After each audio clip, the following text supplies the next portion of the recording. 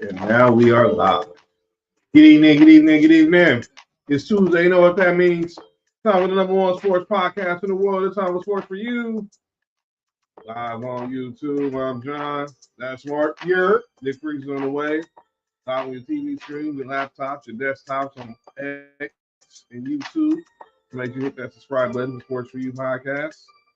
Like, like us on Facebook, X, Instagram, and TikTok at Sports for You podcast. Follow me at John Watson 0984 on X, Instagram, and TikTok. Follow Mark on Instagram at Mark1 on X. And follow Nick on X, Instagram, and TikTok at 99 Gorilla. Lots to talk about tonight as we're knee deep into the NBA playoffs. Teams have been eliminated. Teams on their way to Cancun. We definitely got to reflect on the NFL draft. And obviously the big story that's obviously then took that's had everybody talking, and we'll definitely talk about it, give our perspective on Shedeur Sanders and everything. And then talk about this, and we're gonna talk not about the playoffs, specifically what's going on in the West between two of the NBA's youngest rising stars, and who could be the next one. Let's go ahead and get started. Obviously, we'll start with the NBA. Playoffs are officially up and running. We've had teams eliminated from the playoffs now, three in the West and in the East. So the best place to do when that happens is to always go to a place we call 1-2-3 Cancun. So we're gonna go to Cancun right quick and talk a little about some of these teams who are out of the playoffs. And the conversation's already on fire with that, Bella. We're gonna start in the West. The first team that was eliminated this past weekend was the Memphis Grizzlies. They were swept by the Oklahoma City Thunder. And obviously, there's going to be a lot of questions about the Grizzlies offseason, specifically when it comes to their young superstar, Ja Morant.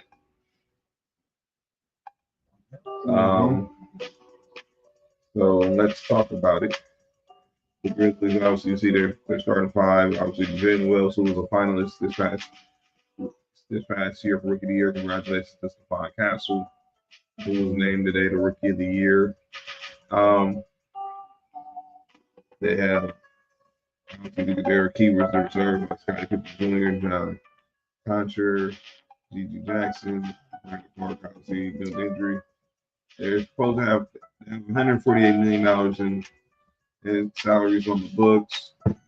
Obviously, mentioned their free agents, Luka, Marvin Bagley. And then obviously they got some few exceptions, but the biggest question is centered around the future of Ja Morant. Ja Morant did not finish the postseason, obviously deal with a hip injury. And we all know he's had his off-court issues in the past or even and most recently. If you listen to the show, we've been very adamant. I think it's time for Ja Morant find a new place, find some new scenery. I agree. Get out of Memphis. Get out of that part of the South. I don't know where he will end up, but I think he needs to find another place. Oh no! That just be the right place for him. Go straight to Omaha. Yeah, straight. He a gangster then. He's gonna try to go to Omaha. But yeah, again, we look right here again. But obviously, Jaren Jackson Jr. All-Star and keeping Desmond Bain, they signed long-term. Jalen Wells had a good rookie year. Zach Edey had a solid year. Scottie Pippen Jr. finally finding him a spot in this league as a contributor. as a backup point guard. And obviously, like I said, Luka Kennard, Marvin Bagley, some of the key free agents that are back in the league this offseason. But the real story, and I say everything's gonna start with John. As we're watching right now, the Magic are up 4 right now on the NBA champions off the Celtics. Mm-hmm. We'll get to the other 2 games and going on in a second. But Mark, what's the Grizzlies gonna do? Obviously, they got to hire a new coach, and let's not forget they got to hire a new coach too. That's true.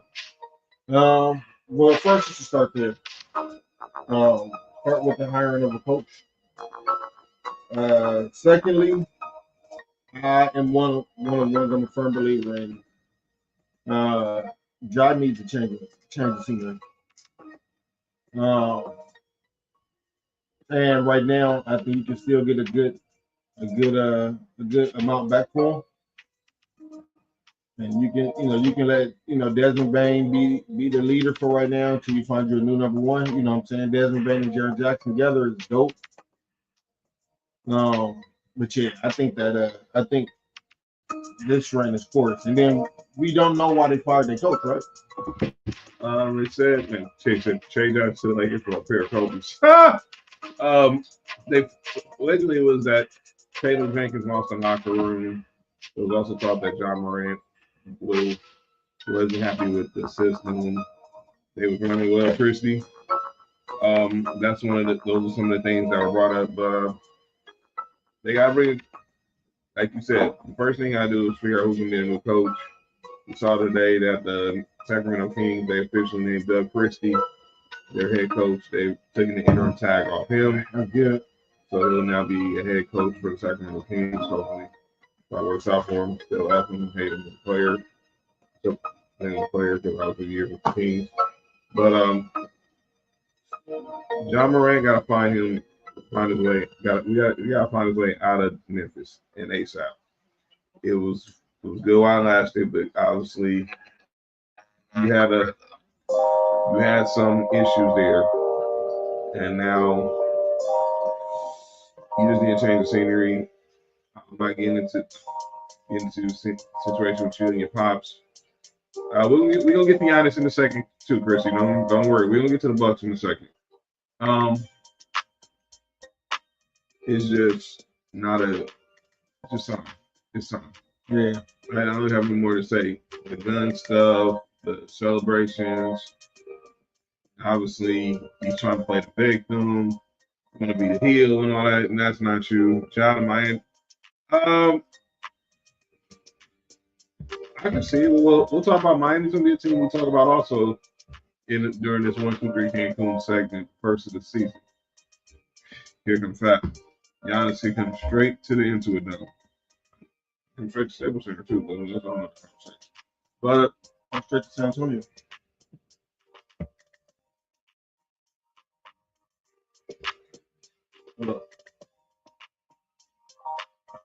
What? Giannis shouldn't be, huh? Mm-hmm. That's a podcast. Would they have to trash the podcast for the Giannis? Or they can trade De'Aaron Fox. They have him too. Well, that's in this situation. We'll talk more about the Bucks in a second because that's just that whole situation is just bad from everything that transpired in the last 48 hours. So not to talk about there, but yeah, we'll see what happens with the Grizzlies. They're definitely gotta first get the new leader in charge and who's gonna be the head coach, and then go from there where Josh's future is gonna be. What I'm saying.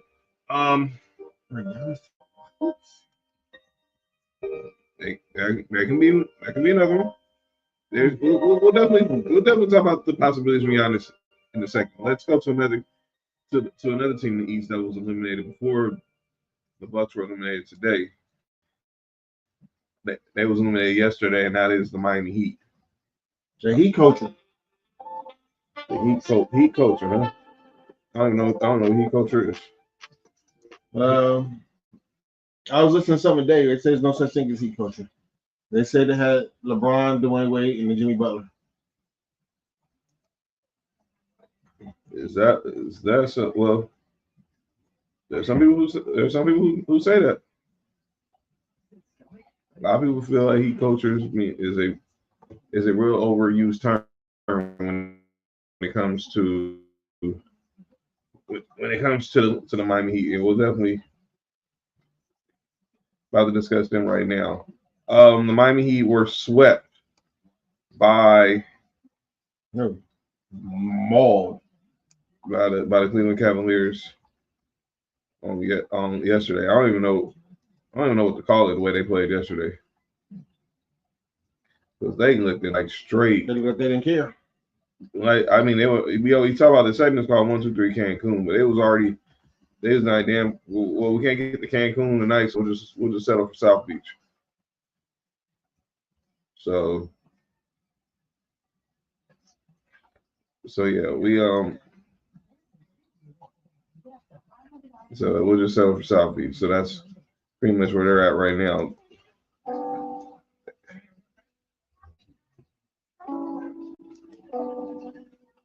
So the Heat's outlook. Obviously, they don't have $185 million in contracts. Um, they got obviously Duncan Robinson has an early termination option. Davion Mitchell, they got who came over in the Jimmy Butler trade via Toronto, I think. Kelvin Johnson. I mean, they got that's pretty much.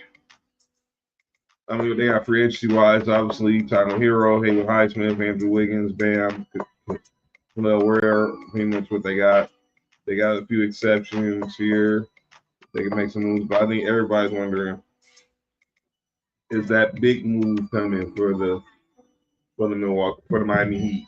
And obviously, we just talked about one of those dominoes, and that could be Giannis. I don't know what that means. Could Giannis be on his way to South Beach? We're definitely talking about the Bucks because they got the whole situation with him is just all bad.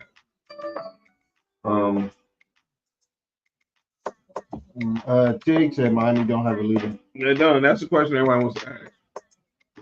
TNT. Right now, halftime, the Orlando Magic are up 49-47 on the reigning NBA champion Boston Celtics in Game 5. They're fighting for their playoff lives. They're fighting to stay alive as well.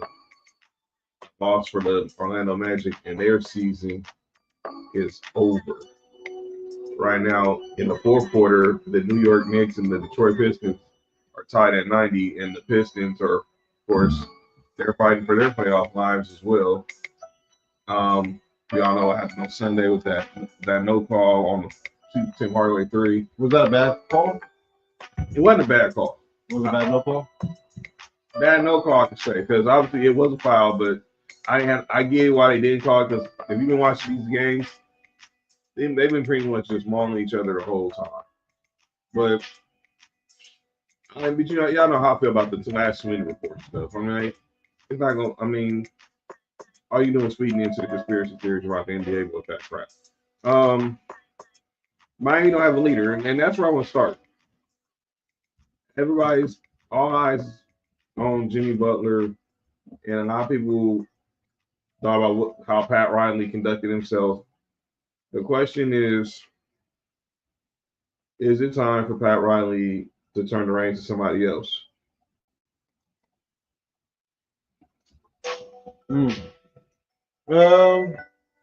As much as I hate to say it, because Pat Riley is one of the legends in the sport.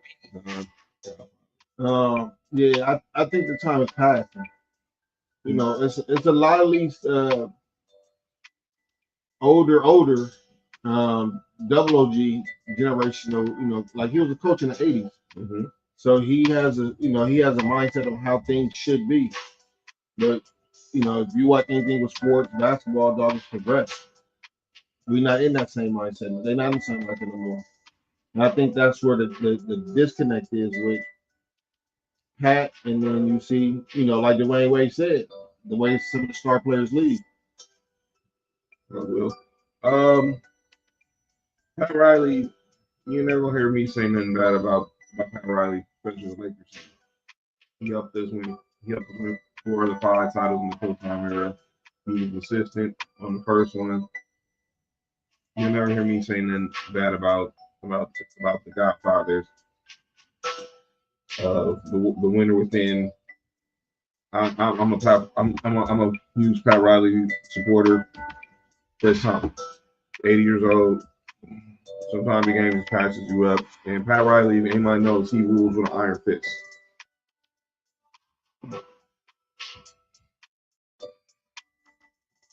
Hey, Bill John, I ain't got to work. Hey, good stuff. Glad you ain't got to work today, Will. Congratulations. I did. I don't know. I didn't heard today. Maybe do they move Spoelstra up to Eric Spoelstra to move up to the front office? I don't think he's going to. I think he's going to stay as coach. I don't know because I don't know who's the next coach in waiting the way he was with Riley in Miami. You got Alonzo Mourning there. You got. I know Udonis Haslam is still around the team. I agree with Sam, but I ain't gonna argue someone who says that Phil's the greatest Lakers coach.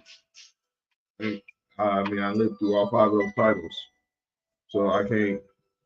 So I'm not gonna argue someone who will take Phil ahead of Zoe. So ahead of Riley. Pat Riley, the greatest coach in the history. Okay. I'm saying, look, Clippers Nuggets game is next, but that's where the question starts. Where do the Heat go from here? And I think a lot of it is going to start with whatever happens with Pat Riley. He is part owner, so he's not going. So if y'all think he's just going to leave, just on his own, and that ain't gonna happen. He'll have to sell his share of the Heat, and I don't think he's doing it. Mm-hmm. I mean, that makes no sense. Unless they're really gonna cash him out big time. They pay him to go away here, pretty much. Yeah.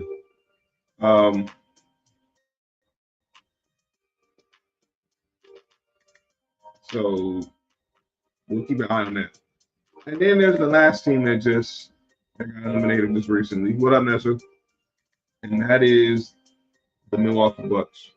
I'm waiting now. I want to give credit to all the information I got about the teams from Bobby Marks from ESPN. He's been posting what the outlook for both these teams. He hasn't posted the Bucks outlook, so if they don't have it by the end of the show, we'll definitely have it for Friday. But we can talk about everything on with the Bucks because there's nothing to hide. Obviously, the big story with Milwaukee, Damian Lillard tore his Achilles in Game 4. Just literally a year after dealing with an Achilles strain. And obviously coming back from the blood clot as Kay Cunningham is knocked down to 3.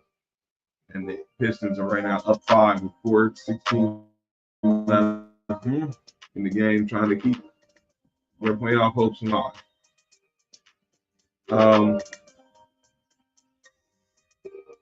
The Milwaukee Bucks were up big time tonight on the stay-out elimination from the Indiana Pacers. But somehow, some way, Doc Rivers is always going to Doc Rivers. Wait, he is the coach, huh? That's right. Oh, why don't that surprise me? That's right on brand. The Indiana Pacers came back. Tyrese Halliburton hit a game-winning layup, and now they're on their way to the semifinals where they will face the Cleveland Cavaliers starting this weekend in the Eastern Conference. Lots to talk about the Bucks. Like I just said, Damian Lillard, he's out with torn Achilles. We probably won't see him probably next season either. But let's talk about how this game ended. I just gave you how it went down with the play with Tyrese Halliburton going coast to coast, getting the layup. Did you say the most overrated player, Tyrese Halliburton? Yeah, the guy who the player said is the most overrated player in the NBA. That Tyrese Halliburton, ladies and gentlemen, get the game winner. But that wasn't even the story of the game. The story was what happened after the game, and here it is after the Bucks were eliminated by the. That's what Tyrese Halliburton is doing. But listen, the entire team played and made some plays. TJ was outstanding, I thought. Was able to get some. Oh, they still trying to clean it up. We got Antetokounmpo, we got Mathurin, and we got all kind of guys out here in the middle of this. The security's there. And they're trying. It's Kevin Porter Jr. I mean, yeah, they're trying to get him out of there. They're trying to get Mathurin out of there.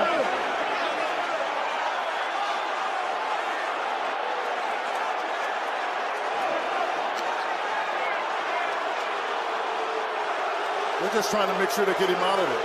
They're trying to get Mathurin out. It's a little bit of everybody. There's some disappointment, I'm sure, on the part of the Bucks.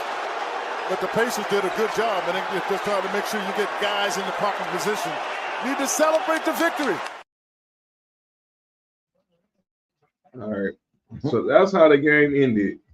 Giannis and Ben Mathurin got into a little situation, and right now like Josh Hart might took a knee right into the cup. He's the pitcher up too, but that's how that. But it didn't stop there. Giannis just went in full crash out mode after this game. Here's what happened when he.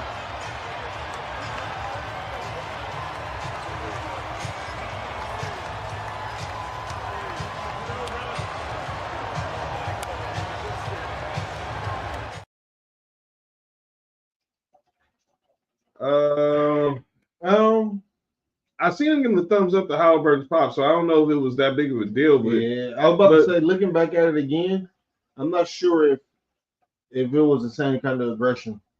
Yeah, it still just looked weird. You being that close to him. Yeah, I understand it, but clearly, Giannis was in full crash out mode as the season ended. It didn't look like anything, but I had to play it to you because just for context to see if it was something or not. I believe we got Nick Freeze here. Next, like Nick to turn his camera on. Oh, okay. All right, but it sounds like to me it's over for the Bucks.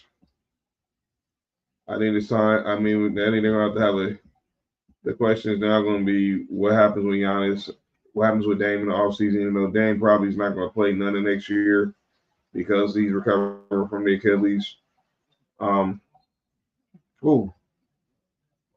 Is that ankle? Yep. Yeah, all right, there we go. Now we welcome onto the show straight from H-Town, the great Nick Freeze. Nick, what up? What up, y'all? All right, we're in Cancun right now. My boy Robert Wilkins said Halliburton said after the game he'll talk to Giannis because he didn't think his dad was in the right in that situation. Well, that's good to know. So clearly, Pops kind of stepped across the line and good for Halliburton and want to go ahead and make sure there's no to clear that up. So, but Nick, we're talking about right now. We're in Cancun. We just talked about the Grizzlies. We talked about the Heat. He said, now that function, that dude said something Giannis. The Tyrese Pops was nothing. Now, if he did say something Giannis, I'm not mad at him. Don't bring it back in my head. I'm with that. I mean, I don't know what Giannis is. To me, like it looked like Giannis was like, it's season's over. I'm just gonna crash out, and that's pretty much what it was looking like. Nick, we talking about everything going on with the Bucks as far as the offseason. And Cade Cunningham is cooking right now in the clutch right now, as he's going to look to keep the Pistons alive one more day.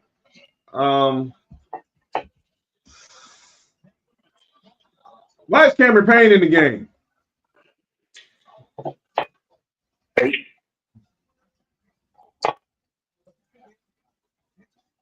That's hate. Yeah, it is hate, but he haven't been playing bad for him. I totally forgot he was on the Knicks. From what I've seen, he wasn't playing. He haven't played bad for him. Wow. No. Well, he's in the game, I think, because obviously Jalen Brunson like he had tweaked his ankle, but him and Josh Hart are just waiting to get back into the game. They need to get back in there ASAP. There's only 90 seconds left. What up, AC? But Nick, we're talking about the Bucks. Their offseason. And obviously, Dame's going to be out probably for the next year with that Achilles. And now all eyes is what's going to happen with Giannis. Oh, And obviously, yeah, Tyree's dad is way out of pocket. what do you do? Way out of pocket. After Tyree scored that layup, Giannis was, on the court. His dad came on the court like taunting him. Okay, Pops, you got to chill. Yeah. I know your son's a star player, but you gotta know when and when not to cross the line. Literally and figuratively. I don't know how they even let him go. I mean, he was court. Go ahead, Nick. What you think about some of this? What was good? See how Tyree's got on the score table.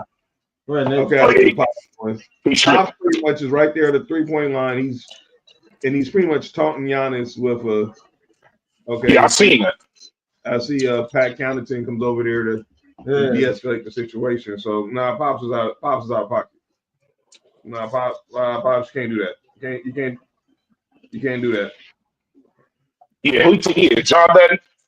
Anyways, as far as that situation, if I'm Giannis, I'm honestly, it's like this. The writing's on the wall, dog. The coach is gone. Your running buddy's gone. Your brother? For real, your brother gone. Dame is hurt. He ain't gonna be playing next year.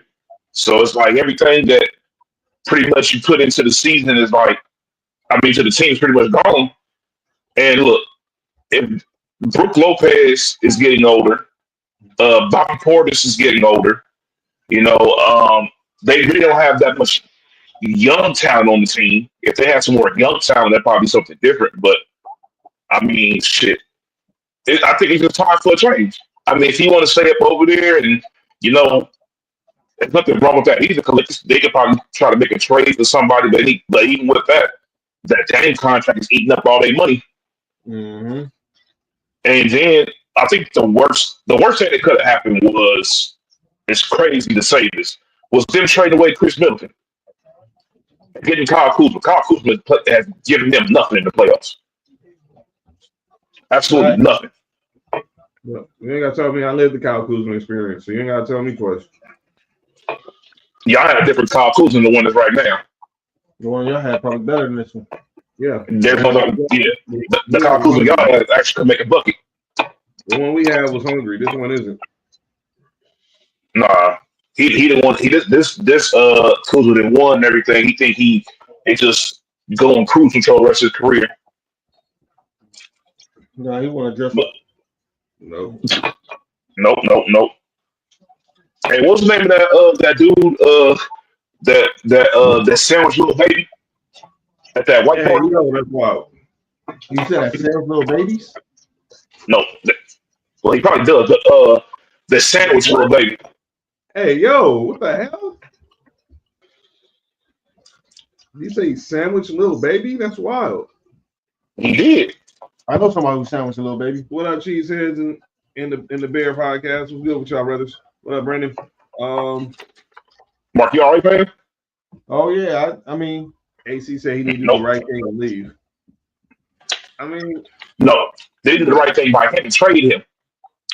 They're going to trade him. He's going to have to force his way out, and obviously, to say Giannis from Golden State.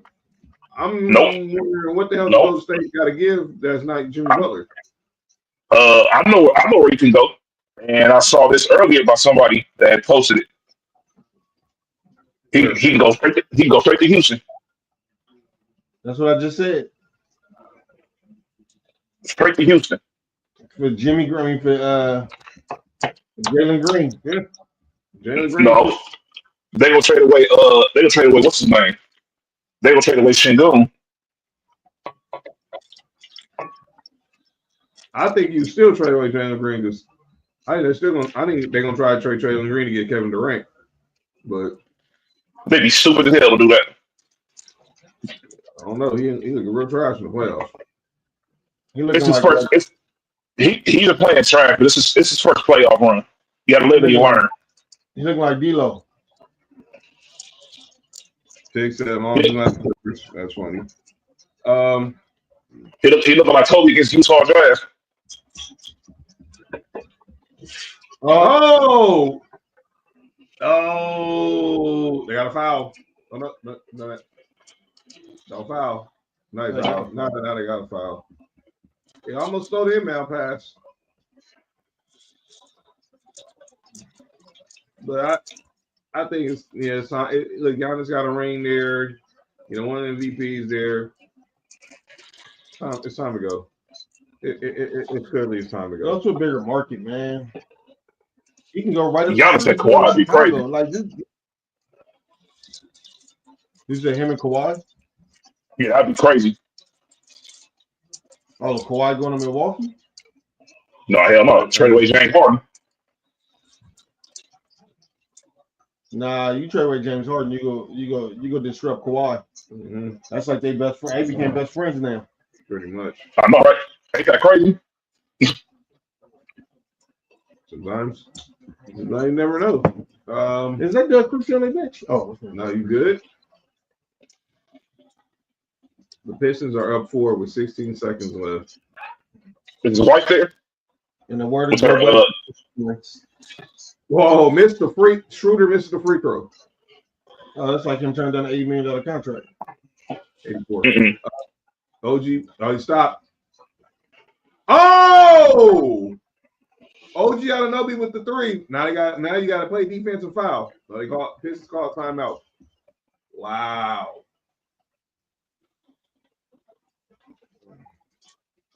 Oh wow! By the way, Clippers and the Nuggets just started. If you want to see that game, that's on True TV. Celtics and the Magic are tied at 53. That's on NBA TV. Yeah, go out to lose. But we was But we was talking also about the Grizzlies, Nick. Obviously, it's time. It's time for John Morant to get it. It's time for John Morant to go. Go get a new. Not just him. I mean, they're going to be it. They already got to find a new coach, but it's going to start after they get the new coach. Then it's going to figure out what they're going to do with him. So I figure they get rid of everybody. They're not trading Jaren Jackson. I said they just trade. I don't think they're in the move for. I don't think they're in a rebuild. They just need to. I think they just need to get rid of Ja. Yeah. Shit. I think you can trade Ja, keep Bane and Jared Jackson and build around that until you get another legitimate start. Yeah, until you get another number one. But no, I don't think they're going. They're not hitting the detonator button. Did you see Jared Jackson in the playoffs? But I don't think that. But you're not going to hit the detonator. They're not going to put a full rebuild. I doubt Jared Jackson is available. With Ja, we all know he just needs to get the F out of Memphis and ASAP. But we also talked about Miami. For what? I hate to say this, people don't want to admit it, but I think it's time for Pat Riley to say it's a wrap. But the question is he going to be willing to? Is he going to be willing to down? Which I doubt. Now he fouled. Mm-hmm.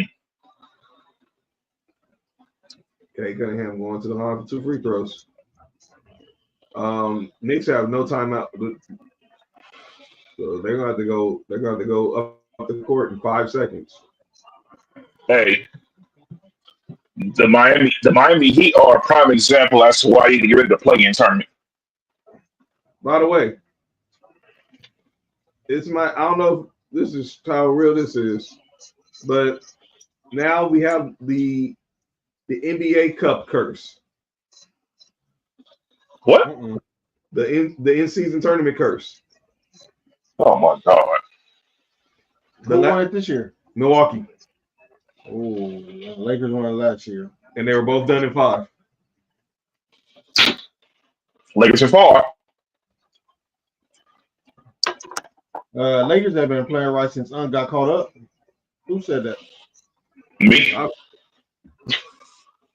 right. Cunningham knocks down both free throws. 5.4. Brevin Knight. Big Ride, what are you doing? Good foul. Good foul. You called him Vic what? He called him Vic Moaning. Nope. Who the hell is Vic Nope. Moaning? Who Vic is moaning? What? Who's making Vic moan? And who the hell is that? The Vic better be Victoria. Calling Victoria Vic is out of pocket. All the way. You might as well call her Victor. Wow, missed the first. Who missed it? Deuce McBride. Miles, he missed it You bad. called it, you about to say Miles, little brother? Well, his first name is Miles. Oh. I don't know if he was. I think he was supposed to try to make the first one and miss the second one. That's the way it's supposed to be done. Hey. He misses the first one. And now you got to miss the second one because you still got to get the rebound and try to kick out for a three. That nigga's a doofus. And Melo courtside, obviously, looks like we're going back to Detroit for a game 6. Mitchell Robinson That's coming in for That's not a rebound. good look for the Knicks. No, because All right, come on. all right, so we gonna get back to the NBA. We'll talk Ant and Luka in a second, but let's switch over to the NFL. The draft is over, and now that everybody's talking about probably the most glorified 5th round pick in NFL history. Yeah. That would be one Shedeur Sanders. So we did our draft. Oh, missed. And there goes, and there's the game. Pistons win 106-103. If someone was right there at the top of the key, that would have been a perfect tip out. Robert Horry moment. Yeah. By the way, Reggie Miller, you're wrong. Robert Horry does not deserve to be in the Hall of Fame, so shut up. You ain't lying. Well, never mind. But Shedeur Sanders, by the way, the Nuggets are up 12-6 on the Clippers in a do or die game 5. The 5th round, 144th pick to the Cleveland Browns. And this comes a day after the Browns took Dylan Gabriel in the 1st round. I mean, in the 3rd round. I want to say, excuse me. He wish. Do y'all think the NFL told them to do this? And I think they got a call. They got a call from somebody and said, "Yo, y'all got to draft him." It's not a real possibility. Nope. It happened with Michael Sam. Okay. It did. Yeah. No, you're good. I don't know why you brought up Michael Sam. Because you brought up the call. I think we were saw that when it got to the end of the draft. Who fouled him? I don't know. The jersey. I don't think no one called. I think Andrew Berry pretty much saw that this is you can get him on the cheap. 5th round picks, they're not guaranteed to make it out of camp, so you get him. Cool. He make the roster. Cool. If not, he can be on the practice squad. I don't buy this crap about him in the CFL. That's all. That's not happening. That's not happening. That's all publicity about the CFL. So anybody buying that, I got a bunch of water to sell you over there by PCH. But let's talk about it. Shedeur goes to the Giants. I mean, to the Browns. What? Why did he last to the 5th round? I'll start with you, Mark. You probably should start with Nick. Nick been saying this the whole time. Oh no, that's why I was saying Nick for last because I know what I already know because Nick's been saying it, but I want to get a fresh perspective because I want Nick to close this to take a walk off. Well, I know what Nick. I have an idea what Nick will say, so I'm gonna leave most of the talking points for him.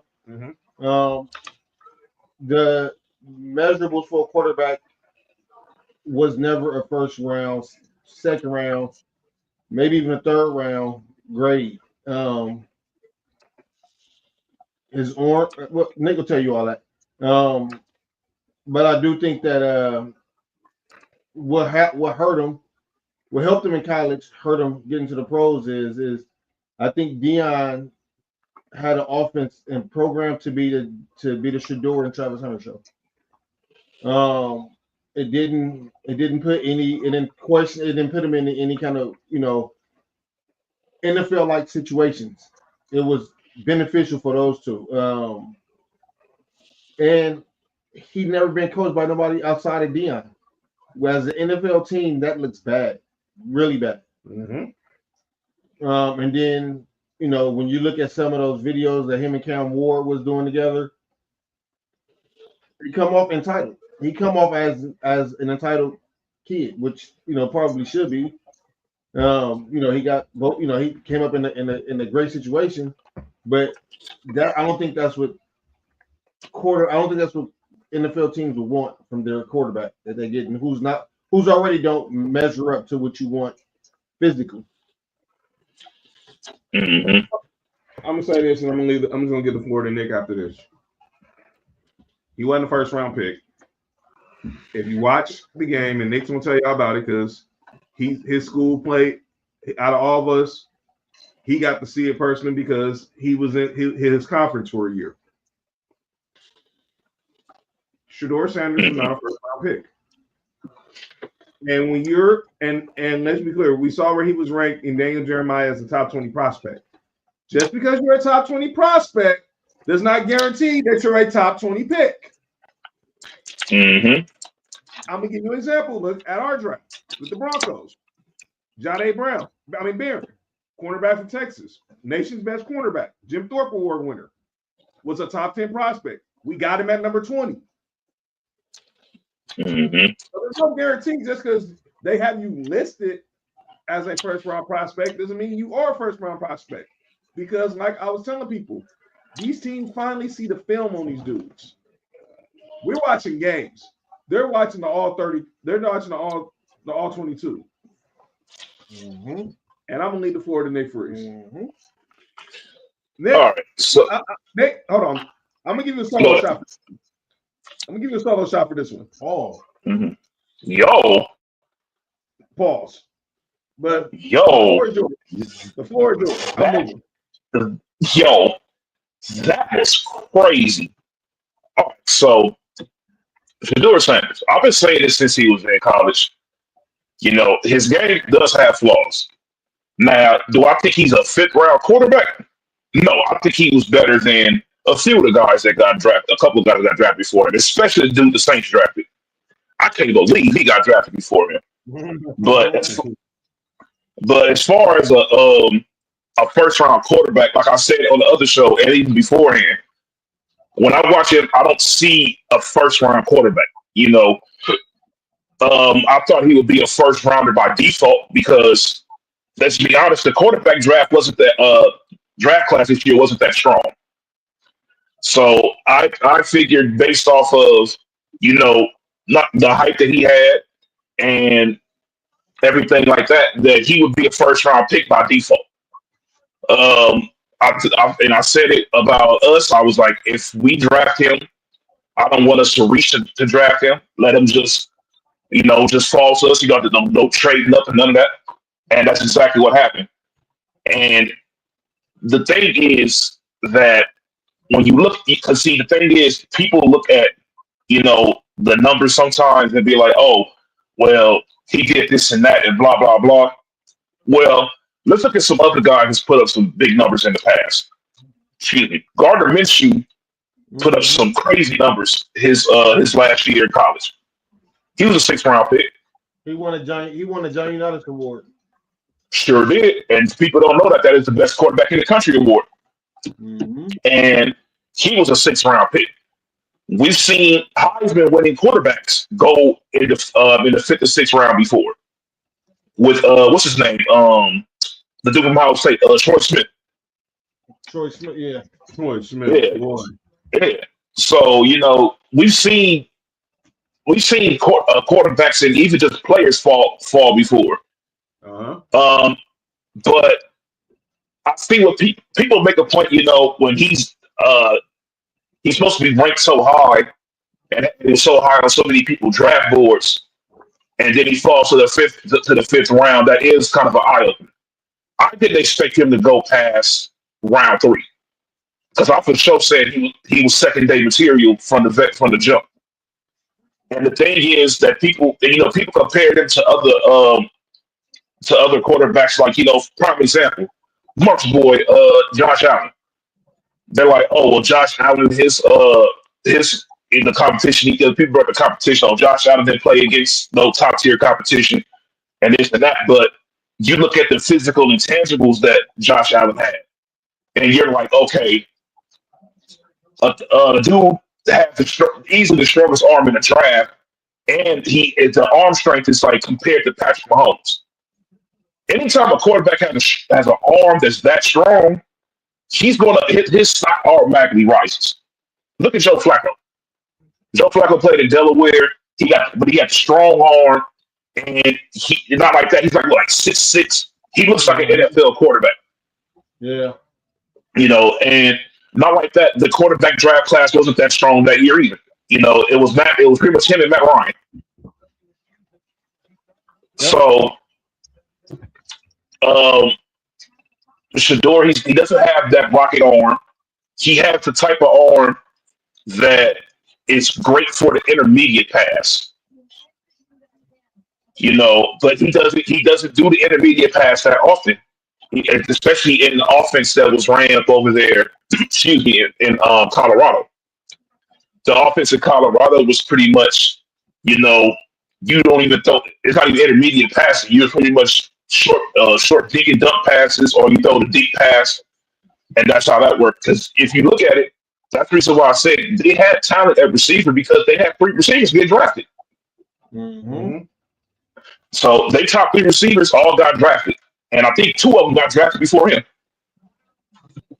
So, but it's like, it's not. I think it was from what I've heard that he did something that rubbed some people the wrong way when he did interviews with team. Like, for example, everybody has to go through the interview process is something everybody goes through, and I think he took that story of his pops a little bit too much to heart, as far as, oh, I'm not going to interview with you guys because I'm not going to be available at y'all pick.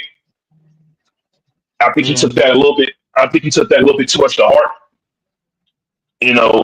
but for him to be a 5th rounder, I'm not cool with that. And that's with me being as critical as I've been about him throughout his entire career. I don't think he's a 5th round quarterback.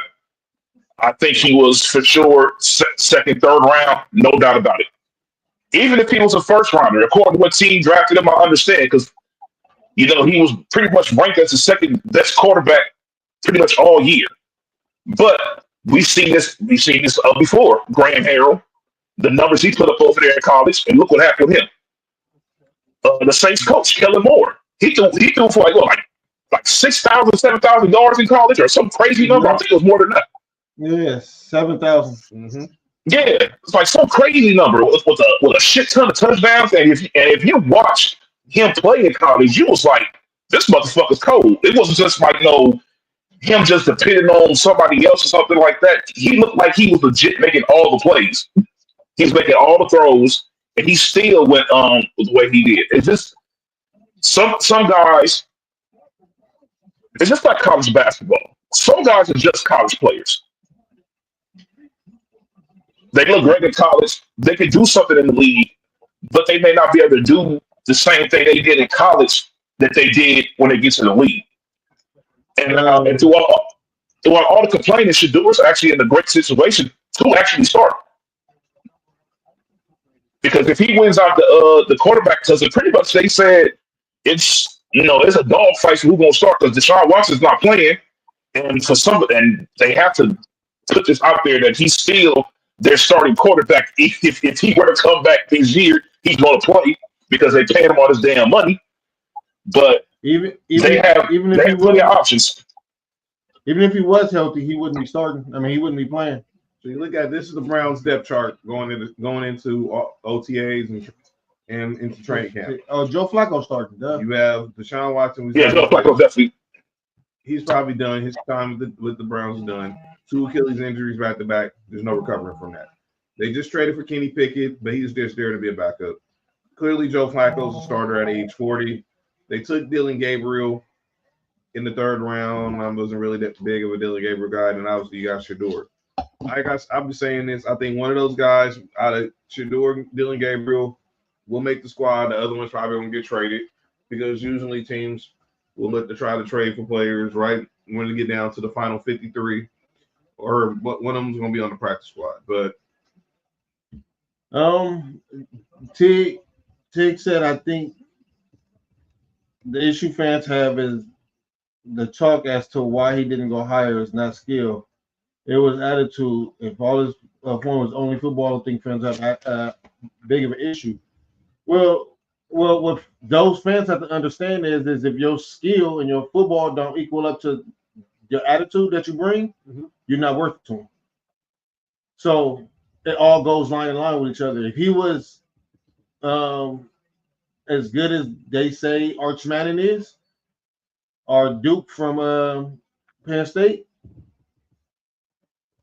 and you have an attitude like that, they kind of will mess with you because the skill is there. But when they like John said, they got the all 22 film. When they look at it and you don't and your skills don't really, there's nothing stands out about your skills on a pro level. All the extra stuff they don't need you on their team. I agree, and that's pretty much what it is. They ain't gonna look. You be talent. NFL is a talent-based league, but you will be tolerated until your talent shows that you're not worthy of the headache. Yep. We was talking about this after we was out on Saturday. Me and Fat was talking about this on the way home. Jimmy Johnson always has a story. Troy Aikman, Emmitt Smith, Michael Irvin, they could sleep through a meeting. But if this was like Jason Garrett or RP Wade Wilson or who other other backups or Kevin Smith or somebody like that who was a number 2, or Alvin Harper, or even like Alvin Harper who was a decent receiver, they would have got cut. I give an example with Denver. Elway, Terrell Davis, Shannon Sharp. I mean, that's not good we're using right now. Rod Smith, Steve Atwater, the Orange Crush Broncos. They could. Mike Shanahan ain't cutting them if they can show up late to a meeting. That girl wasn't born when he was playing for the Broncos. Never mind. Yo, you good? My bad. What? Yeah. Yo, you all right? Yeah. Let me say, but why was that never the? Why was that never the? I'm hearing talks. All right, Nick's back. All we heard was he isn't humble. He's cocky. His skill isn't good enough for his attitude. Again, if your skills don't match your attitude, we don't need you here, son. Pretty much. And him hearing that he pretty much sandbagged a bunch of interviews. I'm like, come on, dude. And I don't know if that's true. I don't know if that's true. I heard that they said it was bad, but I don't know if he did it on purpose. I just think that's just. I think there were certain teams he didn't want to play for. You want to be honest, and I think that had a lot to do. And hold on. Hey, look. Influence from that. But let's talk about the Deion aspect. I'm never going to question another man's parenting. You know that? Y'all know that. Y'all watch Sports4U. We don't do that. All 3 of us are fathers. We're not doing that. Yeah. But clearly, there were some NFL owners or somebody in NFL that had an axe to grind with Deion Sanders for this to happen. Now, I'm taking it as a joke with Shiloh Sanders, the other his Shedeur's older brother, who was a safety. He signed with Tampa Bay as an undrafted free agent, and he said, "Dad, I love you, but you're fired as my agent." Now he was saying it jokingly, but Shiloh's hilarious. But when I seen who he hired, I was like, okay, maybe that's not too serious. Because he hired Drew Rosenhaus to be his agent. I was gonna say it's probably Drew Rosenhaus or what's the other motherfucking name? Damn. what his name is, but yeah, I was about to say probably Drew Rosenhaus. He gonna get paid if he with Drew Rosenhaus. So I figured, okay, so and Shador didn't have an agent.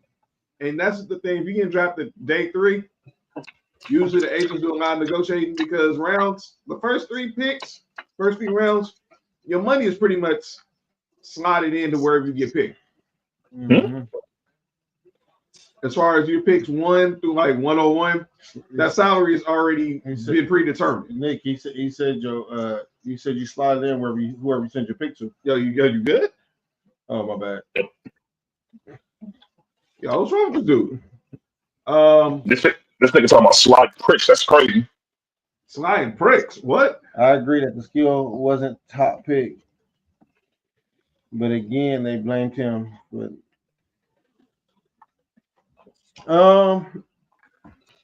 you can't blame him. At some point, you got to take some accountability. And I know as black people don't like holding black people accountable. Right. They want to give everybody the benefit of the doubt. But him not going to work out for certain teams because he thought he was getting top, that's bad. And if you did bomb some interviews on purpose, you didn't just do it with that team. Talk goes around the NFL. So sure does. You did it with everybody. Mm-hmm. He has to hold some accountability to this. Him having a brand of legendary before he even get drafted, don't look like your focus is football. It looked like it's everything else, and football is just a hobby to you. As a team who's drafting a quarterback, and then I'm gonna say this: as me being a coach, and I've had this problem before when I was coaching, you and your helicopter dad is gonna be a problem. Mm-hmm. No, we don't, and you're not good enough to deal with all that. It's simple as that. Hey, you want to know a prime example of somebody who had a similar attitude as him come out of college? Who was that? Cam Newton. But he was able to deal with it because Cam Newton was so good. Yep. Like Kenzie asked us, well, why we didn't hear this about Caleb Williams? I was like, well, Caleb Williams, we all knew. Caleb Williams pretty much knew where he was going the moment he left USC. He was going to be the first pick. We can't compare him to quarterbacks you can't do that. You can't compare him to Caleb. You can't compare him to He's a Heisman winner. Heisman winners. Those they have crazy paws. And they have hardware to back up their the talk they do. They can walk the walk, talk the talk. Exactly. You know, and you know something else? Shador. What really hurt Shador, and I said it beforehand, was him not participating in the work in the combine. Mm-hmm. Because it's not just because there's been plenty of quarterbacks that haven't done it before, and players, even in guys in lower rounds. But it's not just the fact that that it was the fact of when it happened, somebody else gained traction while he wasn't there. So while he wasn't there, you know, Jackson Dart started gaining traction. Yep. Because nobody was there. You're like, I'm looking for top 2 quarterback prospects or whatever, and the guy that's supposed to be the second guy is not there. So guess what happens? They look at the third guy now. So all the guy that looks at the second guy is supposed to get the third guy is getting it. Everybody's like, wait, this dude's not that bad. I'll rate you one, Nick. It started when he didn't pause. Huh? He didn't play during the North-South game. Oh yeah. He didn't go to the senior. He wasn't invited to the Senior Bowl. He wasn't invited to the Senior Bowl. He was not good enough to get invited to the Senior Bowl. And then yeah. Again, I don't want to be the one to hear that sit on here and try to kill his kid. Nah, because he's definitely better than a 5th round pick for sure. He should have went in the third and late second. No doubt about it. Yo, B, relax. I agree. He probably should have went 3rd, but again, everything else that looks on the side, and then everything else that came with Shador is probably what dropped him down to the 5th round pick. What I'm little. And you know, I know they just videos that's been on Twitter and Instagram, but Team see these videos when he was working out with Cam, and he really trying to work out, and he like, man, let's shoot a music video. Like it's just small things that we might see as small as fans and minute. Dog Mhm. is about to invest millions in you. They looking at all of Yeah. it. They looking at all of this, dog. hmm Look, I wish him the best. I don't know what the He future gonna, holds. he gonna be all right. He gonna end up look. He gonna end up starting up over there because they're not gonna be that good. I think he's better than Dylan Gabriel. I think so too. Flacco's 40. He's not. I think Flacco will Yeah. start. He gonna start the season off. I think that at the beginning of the season, when the season starts, Shador should be the second string quarterback. Because Kenny Pickett is not good neither. Hey, look. All I gotta say is this: Shador's gonna be fine. He gonna go up over there. He gonna prove that he's better than what he is. Because look, him being drafted in the 5th round is not gonna be the end of the world. We've seen plenty of Pro Bowl quarterbacks in the league get drafted in the 5th, 6th. I mean, the motherfucker who makes the most money in the damn league, Kirk Cousins, was drafted in like the 6th round, the 6th round or 5th round, some shit like that. I think the 5th round, yeah. Yeah, and this motherfucker that made damn $500 million in the league. So Shador will be okay. Him, like I said, him get drafted in the 5th round. Is it bullshit? Of course it is. But I think it is. I don't think he should have been 5th. If it was just skill and there was nothing else with it, I get it. I get it. But we don't know for sure or not. But if you did bomb your interview on purpose, like I said, that's a bad look. That's bad. And even look at all. And even if you think it's just for that team, dog, they talk to each other. These owners talk to each other, man. That's what you have to understand. So even if he didn't want to play for the Giants and he bombed that interview, as soon as that interview was over with, they probably got on a conference call and said, "Yo, this kid right here is not worth the trouble."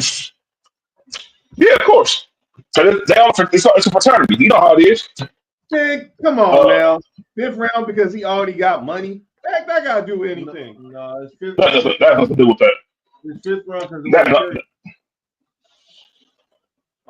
Arch got money already. Mm-hmm. And he gonna end up being a 1st round pick too.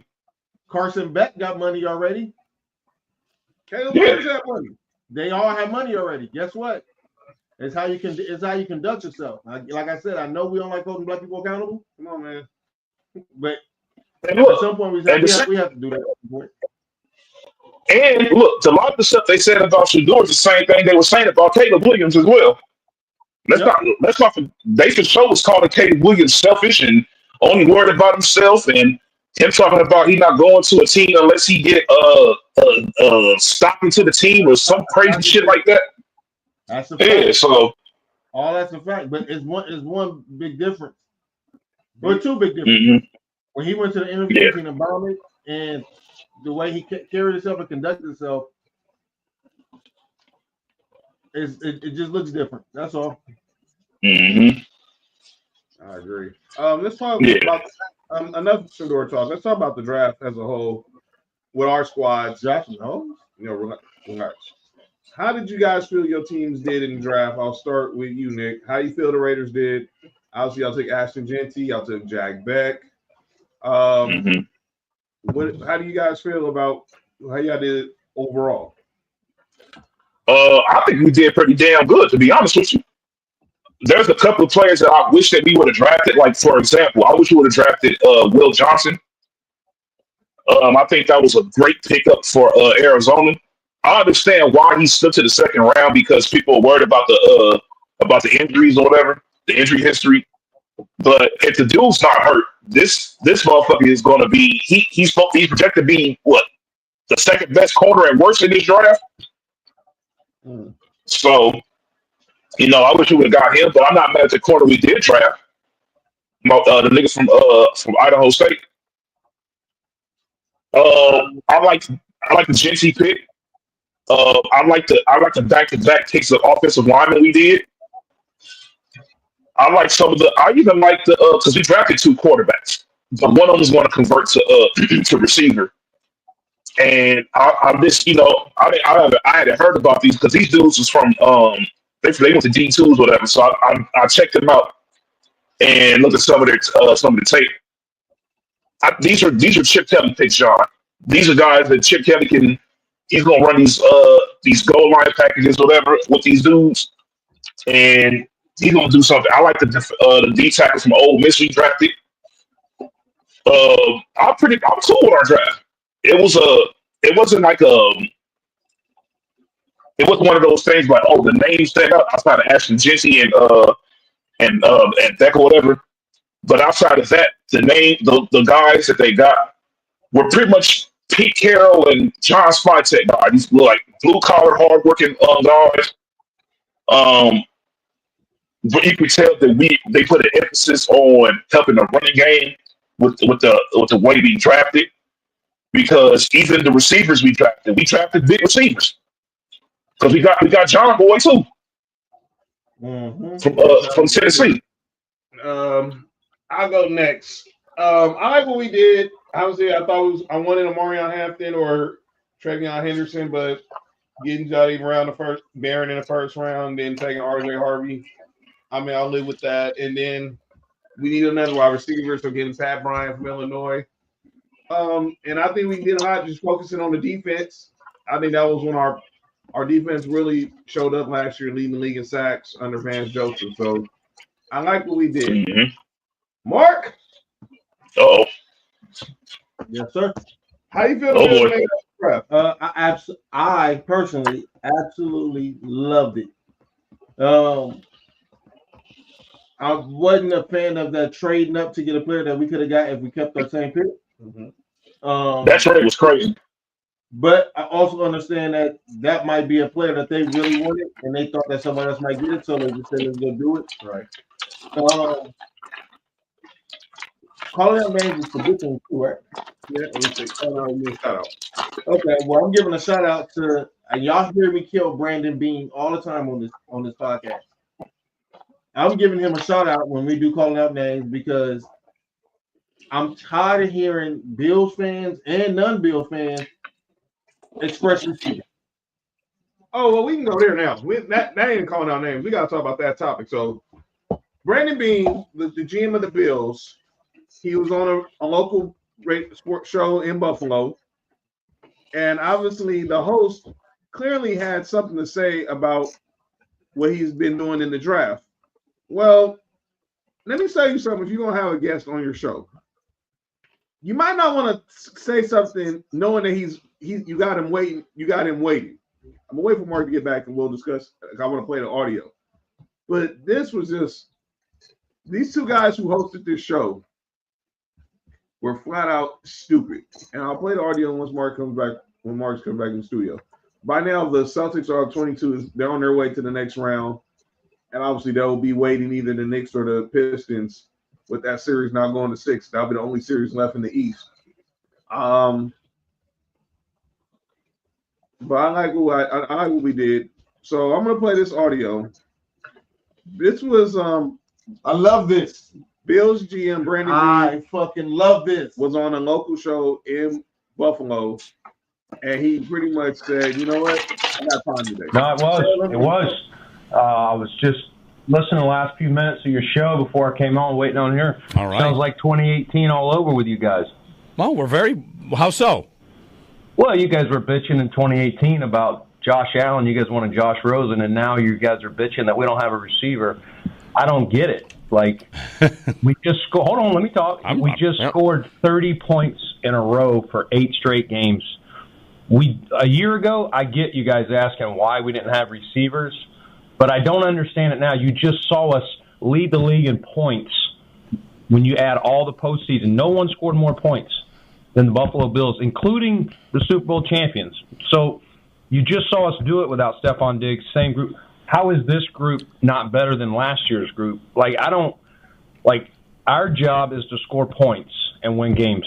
Where do we need to get better? Defense. We did that. So I get it. You got to have a show and you got to have something to bitch about, but bitching about wide receiver is one of the dumbest arguments I've heard. Okay. There you go, Brandon Bean. I fuck with it. I do too. I thought he was 100% right. Hey, remember when I first read that quote and I said, I hope this is true? Yeah. And then 10 minutes later, the audio came out? Yeah. I fucking love this, man. And I said it again. If you're gonna have someone on your show, you might not want to bash them right when you pretty much got them on call waiting. You pretty much got them on hold and they can hear the whole conversation. I had nothing wrong against what Brandon Beane did. Because like you said, you want to ask him about last year, cool. But look, you can't say that this year when they actually had a better offense. You had the MVP. You were in the AFC Championship. I just said, outside, probably have a better offense outside the Eagles. If you look at in the last 5 years, the only team that's had a better scoring offense was the Chiefs. But what Brandon Beane said was correct. Yeah. If you include the playoffs, we scored the most out of any team in the NFL. Right, including Yeah. So that's what I'm saying. Like, and remember when we had the pre-draft show, and you was asking what we need, and you can hear the whispers, receiver. Yeah. Dog, that's not the thing. That's not. I mean, of course we can upgrade a receiver. I'm not saying that we have the best receivers, but that's not our main focus. Our defense is what had us lose to Kansas City the last 2 years. You're absolutely right. And he addressed. That's why I say I love this draft. I don't know if any of these players go pan out. Right. But the fact that you focus the whole draft on the defense, you understand what's going on right now. And he said it. He knows the defense was the problem. And he's saying that with a guy who's a defensive-minded coach. So now, like you said, these picks, you don't know. Half of them are going to hit, half of them are going to miss. You hope the ones like you took Maxwell Harrison and you traded up for the kid from South Carolina. The guys you get at the top part of the day one or day two guys, those are the guys you really hope to hit. But the guys who he takes in day three are the guys who are going to be key contributors. Yep. And if you go look at any draft, look at guys who were picked from rounds 3 and beyond. I guarantee most of them dudes have been either all pros, Pro Bowlers, or Hall of Famers. And look at this prime example today. The 49ers just inked George Kittle to a new deal. George Kittle was picked in the 5th round in the 2017 draft. I didn't know this. And Kyle Brandt said that this morning on Good Morning Football. I believe there were 9 or 6. They said he was in 6 or 9 tight ends. I think it was 6 tight ends that were drafted ahead of him in 2017. I'm about to look it up. If I'm not mistaken, I think it was 6 tight ends drafted ahead before George Kittle was taken in the 5th round. But everyone focused on that draft because that was the year the Niners had 2 first-rounders. They took Solomon Thomas with the 3rd pick, and Reuben Foster at the end of the 1st round. Oh shit! Talk about 2 duds. And remember, they traded back to get Solomon Thomas because they had the Bears believing that everyone believing that the Bears were going to take Solomon Thomas. The Bears thought they were going, or it was a Mitch, and they ended up drafting Mitchell Trubisky.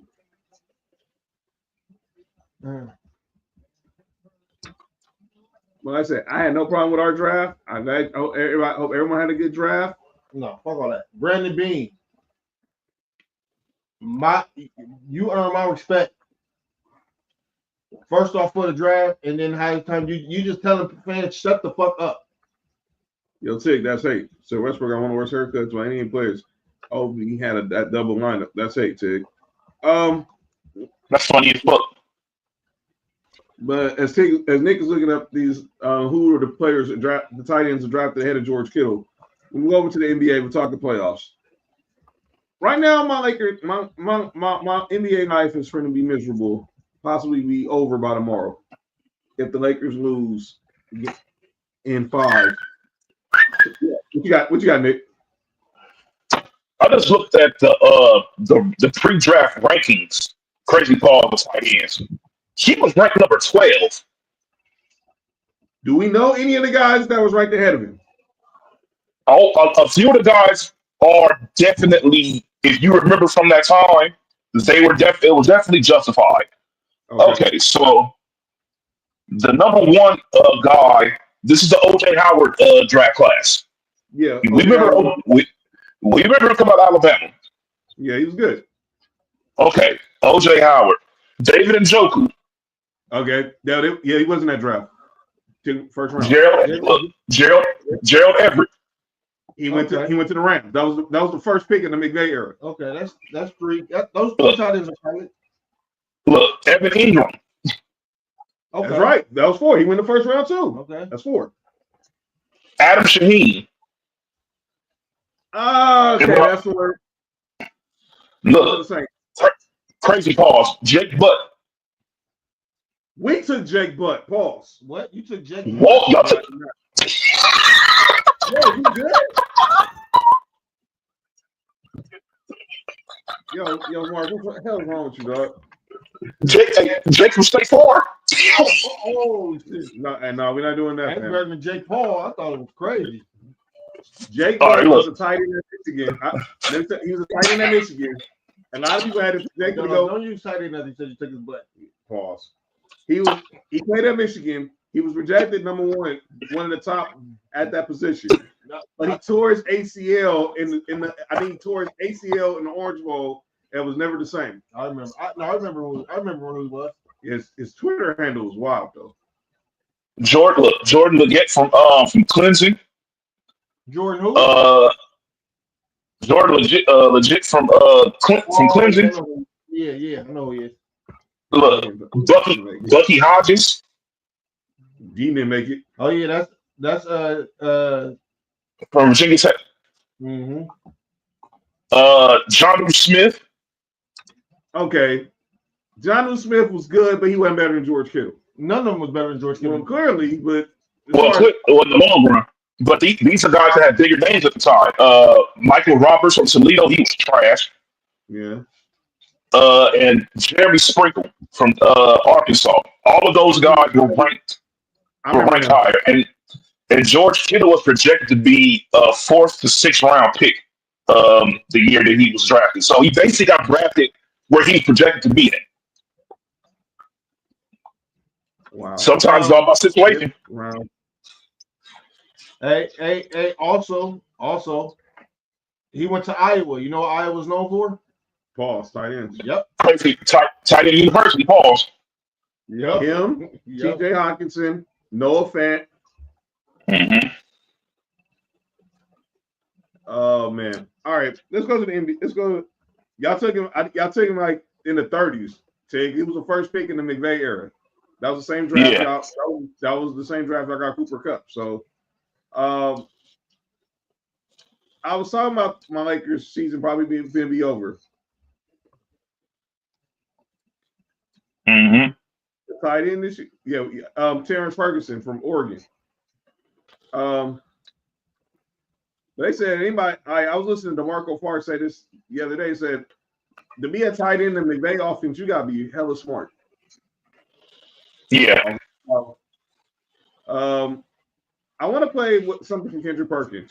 As we were talking, as we were talking about Lakers Timberwolves, as the Timberwolves on the brink of advancing tomorrow night, and it's about the whole debate involving Ant Edwards and Luka.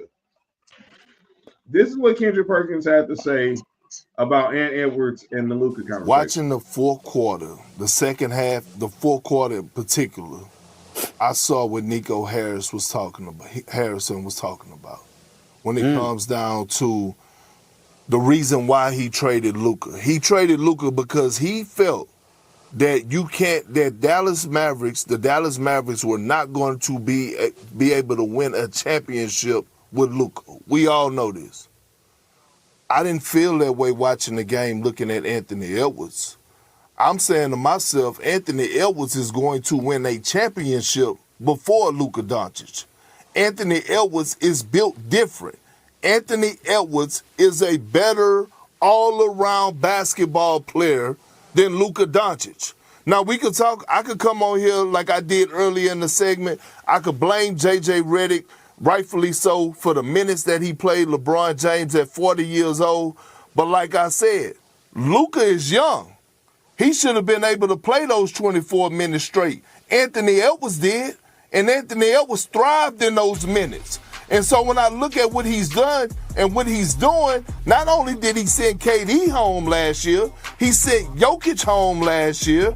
He's now about to send LeBron and Luka home this season because they're going to win this series. And think about this for a second. In the next round, he could possibly be facing Steph Curry. And guess what? What if he send them home, which he absolutely has a chance to send Steph Curry packing. This man is just built different. And it's not just about the 40-plus points and the assists and the rebounds. He defends his ass off. He wanted smoke with LeBron. I saw your hand up. I was like, okay, all right. The legend killer, Anthony Edwards. Yeah, pretty much, yeah. That's what he is. I thought my man Cass from 17 podcast say that he's on a Randy Orton like run, being a legend. I do the hand. He pretty much is. He is a legend killer right now. And he pulls this off and then beats the Warriors the next round. Hey, look. Hey, y'all get past Denver and get past OKC and he can get past Kawhi, he will be a legend killer. Hey, dog. All I gotta say is this. If, first and foremost, he's making me look smarter and smarter every year when I said that he was better than LaMelo Ball when they first got drafted. Boy, when you said that when he got drafted, I was with you. And I was in the Lakers spaces and I had to argue people who were telling me, well, Anthony, analytics will show you that LaMelo's doing better. I'm like, all right, you saying that now. No. Analytics, I know what my eyes are showing me. And this ain't no starting LaMelo Ball. But he's not Anthony Edwards. Nope. Both of them are extremely entertaining to watch, though. Those are like, if you want to talk about favorite players to watch, they're for sure. Those two for sure should be in your top 10. If you wanted to say players that you enjoy watching play, yes, because the controlled carelessness that LaMelo plays with is absolutely fun to watch. But back to Anthony Edwards, though. This dude is he's playing his ass off, though. He definitely is. Perkins, I'm not with to understand why Nico Harris made the trade. There's no way in hell. But I do have to say this though. Who did Luka and them beat in the first round last year? First round last year, they beat. I'm trying to think. Was it Minnesota? No, they beat Minnesota Conference Finals. First round. Who did they beat in the first round last year? Minnesota beat Phoenix, Denver, and then lost to Dallas. And then Dallas. They beat us. They beat us in the first round. Now, this falls into what I said beforehand about Luka. People, the first thing people say is Luka's the cooker killer, right? Mm-hmm. And the first thing I say is Luka's only got the first round one time, and that was when Kawhi was hurt. Luka's about to get knocked out of the first round again, and it's like when he goes up against these two-way players, it seems like I don't know what happens. He can't deal with having to defend these guys. Well, he doesn't play defense anyways, but he can't deal with having to put the defensive pressure on these guys who are also, dominant scorers as well that can also defend. He can't do both. These guys can do both. And that's and stuff like that is the little things that hurt you in the playoffs. This is that right there. Go ahead, Mark. Hey, you know what I noticed about LeBron? When he had Anthony Davis, he used his energy on offense and slacked off on defense, right? Mm-hmm. Mm-hmm. You know who the Lakers' best defender is in the series? LeBron. It seemed like now he's taking a step back on offense and stepping it up on defense. He is. He only took 2 shots in the fourth quarter. He's killed for it. He's trying to catch his breath on offense. and that's why that last three was just stupid. But he take these. Was the shot clock ran out? No. Oh, okay. No. That was a necessary shot. He should have. But we've seen him do that shot a billion times before and make it. But that wasn't. It's still like that situation. That wasn't the smartest shot selection at that point. Right. Nah, that wasn't it. Especially when you weren't in rhythm. That's the thing. Like if you was in rhythm and you was scoring, I would have had no problem with you making that shot. But I don't care who you are. The best players in the world, all that rhythm matters. Rhythm matters for Kobe, Jordan, anybody. If you off your rhythm sometimes, you're not going to make the shots that you usually make when you in rhythm, regardless of who you are. So, he wasn't in rhythm. Like Mark said, he only took 2 shots in the fourth quarter. So at that point, it wasn't a smart shot because you're not in rhythm and you haven't been shooting and you're already tired. You should have done a better shot selection at that point. That wasn't smart at all. Jake said, I've never seen him make a shot when it matters since he's been a Laker. Okay, I've seen him make that shot. I've seen him make that shot a few times. I've seen him make a bunch of shots that matter since he's been a Laker. I have too. I've seen him go he took that particular shot. I haven't seen him make that, trying to do that particular shot too many times in that particular situation. But y'all Laker fans watch more Laker games than I do. So maybe I'll see something I don't. I haven't seen him take that shot too many times in that particular situation. I saw no bench players played in the second half. That's what I did see. I think when it matters is questionable because he might not make that shot, but he might. And I'm not talking about yesterday, but he might make 3 or 4 threes to keep you in the game. That shit matters too. Like the Rihanna shot. All right. Ouch. Job that Jesus Shuttlesworth. Or the Kyrie shot? Oh no. Here's my thing. That's crazy. Go ahead, John. Here's my thing on the Lakers. JJ, and I said it. I was criticized for criticizing him after game one, but I'm just gonna say it again. Mm-hmm. Certain things he got, certain adjustments I didn't like. I didn't like when it comes to the defense. If you go to back the paint and make them shoot threes, you gotta hope they're missing. Now, when they're making threes, you're gonna have to play some defense, man to man. Clearly, that involves Luka too. Now, I know that's not his strong suit. I know he's a bullfighter on defense, but you're gonna have to do something at least show that you got effort on defense because those guys are going at him. It was the same thing where, like, you saw, like, where Darius Garland took some heat from inside NBA for saying, "Oh well, pick on Tyler Hero," and then he didn't play that. Saying, "Well, he's saying like, look, Tyler Hero gets buckets, but Tyler Hero is going to give up a lot of buckets too." By the way, tomorrow they will announce who's going to be the most improved player out of Ivica Zubac, Kay Cunningham, and Dyson Daniels. They're gonna give it to Kay Cunningham, but it's all good. That's so trash, dude. That's gonna be so trash. What?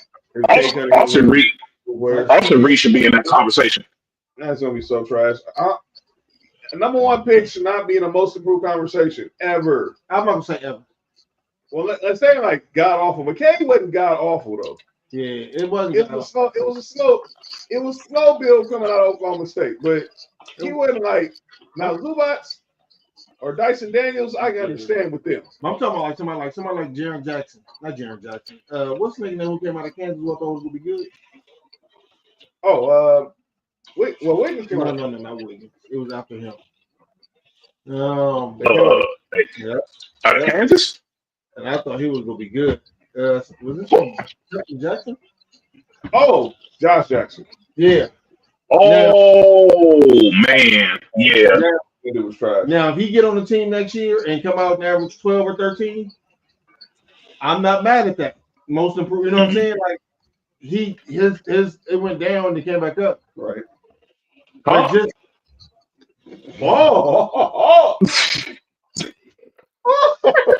Hey, yo! Shit. You know, that was crazy. That's wild. Yo, shout out to Blue Chew, you heard? Shout out to the GOAT. Yeah. But yeah. Well, I said someone better guard me. No, I just think that I'm not. I don't like Cade Cunningham being in it. I don't like Jam. I like when John Morant won it. I didn't like when Brandon Ingram run. I like when Brandon Ingram run it. JJ Redick is right. Oh, yeah. Oh boy. But but back to Anthony Edwards and Luka though. Anthony Edwards is proving that he's a two-way superstar. Now, shout out to Dice. Dice has said something, and it's kind of true. But there's always an exception to the rule. Now he's you already know what I'm about to say. He has this absurd thing of saying that Steph Curry's not a superstar. I don't agree with that. Look, I don't know. I think all of us are in agreement that statement is absolutely crazy. But look, his reasoning behind it is kind of when you think about it in certain aspects, it's true, but it doesn't apply to Curry because Curry's so good at what he does, it surpasses that. Dice said that a real superstar, when he grew up back in the day, plays both sides of the court at a high level. That's not true. And that's not true. And I was like, but there are players that are exceptions to that. I don't agree with him saying that about what you call, because you can still be a superstar and not play defense. We've seen it numerous times. But the guys, shit. Look at Dirk Nowitzki. Well, you said back in the day. Let's look at Dominique Wilkins. Dominique Wilkins wasn't. Magic wasn't the best. Magic wasn't the best. But they put in effort. Bernard King wasn't. We looking at it was superstars that they play in the league. Mm-hmm. That defense wasn't. Reggie Miller defense. Jesus, please. man, Rich Miller nothing but a glorified Joe Dumars. No, he wasn't. No, Joe Dumars played defense. No, he wasn't. Look, we've had this discussion. Hey, overhyped play. Nigga said, what Reggie Miller famous for? Being Cheryl Miller little brother and playing against the Knicks? By the way, so the question was asked, who wins the title first? Ant-Man or Luka? I don't know. I really don't either. Currently, right now, the Lakers. By the way, Boston Celtics officially advanced to the next round. So, see, we'll talk about that right now at this exact second. Obviously, Ant-Man has the better chance because even though the series isn't over, he's up in this series 3-1. Yeah. So obviously, right now, if he advances and Luka loses, obviously he has a better chance of winning beforehand. But in all honesty, this wasn't a good matchup for the Lakers from the very beginning. This was the one matchup that they probably did not want to have in the first round. And it's because that, first and foremost, you got a young guy, in the playoffs, he can match Luka's scoring, and he's able to play defense, and they have multiple defenders that they can throw at LeBron and Luka. And let's just be real, the Lakers are too small for him. Like, that's just really what it comes down to. Rudy Gobert is having a terrible series statistic-wise, but he doesn't have to do nothing. He doesn't have nobody to guard. What is he worried about? Jackson Hayes? Mm-hmm. I mean, come on now. And what's his name? Barely plays Jackson Hayes. So Rudy Gobert's just pretty much just chilling. I mean, the dude's averaging 3 points and 5 rebounds for the series. Mm-hmm. No, Jackson Hayes, man, flat out unplayable. 1 point and 3 rebounds. I mean, come on, dude. That's what I'm saying. So it's like, and then look, if you take out Rudy Gobert, you put in Nas Reed. Nas Reed absolutely kills the Lakers when the Lakers had AD. There's no AD over there now, so his job is a lot easier to do what he has to do. I'll put it like this: Nas Reed is the Lakers bench is averaging 7 points in the series. Nas Reed is averaging 13. Nas Reed is the Laker killer, man. Yeah, he is. He puts up big games. He's had some big games against the Lakers over the past couple of years. but it's just a bad matchup for the Lakers. You know, the team is young. You know, they play a physical brand of basketball. They can score. They have good leadership. You know, we can feel the way we feel about, especially me, about Rudy Gobert. But him being in the game makes it, you know, you have to adjust your game while he's in the game, because he's going to defend the rim.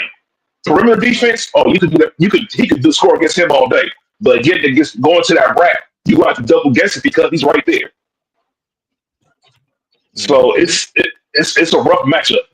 And like I said, Jaden McDaniels is balling. He's, you know, it was Tig said this is the best series that he's seen him play offensively, and that's a good thing for Minnesota because he has to make up for some of that offense that they did lose. It's impossible for him to make up for the offense that Karl Anthony Towns brings to the table, but somebody has to step up to give you some of those, at least some type of numbers, while God, who was the second leading scorer on your team, isn't there no more.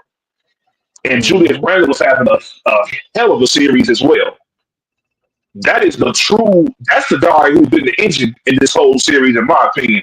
Shout out to Julius Randle because he is killing the Lakers. Yeah, he got some kind of issue with the Lakers. They released him the year they signed Bron. Traded him or released him? They didn't release him. They didn't release him. He just left, and they just didn't bring him back. Yeah, he said he was cool. He said he didn't want to resign. They didn't give him a contract, so he's like, all right, everybody agreed to go separate ways. But yeah, that's how that went. So, you know, Minnesota, they're playing extremely well. If they have to play more than likely the Warriors next series, the Warriors are about to lose a 3-1 lead against Houston. Houston is too young right now for to deal with what the Warriors have as far as the playoff experience, championship pedigree, and all that. Yeah, so, you know, even if they don't get nobody next year, I mean, it's just a learning experience. You got to learn eventually. Look at OKC their first year going to the playoffs. They got smoked too. You know, it's just a learning experience. So, you know, they'll come back stronger next year. Jalen Green got to look in the mirror and be like, I'm a big reason why, or probably the main reason why, that we're losing these games. He's had one good game in the series, and coincidentally, they won. That's the game he had 38, you know. It hasn't been nowhere close before or after. That's his only double-digit scoring game in the past 7 games. Who? Jalen Green. That 38 points was the most points. Game 2. That's right. The game Jimmy Butler got hurt. Yep.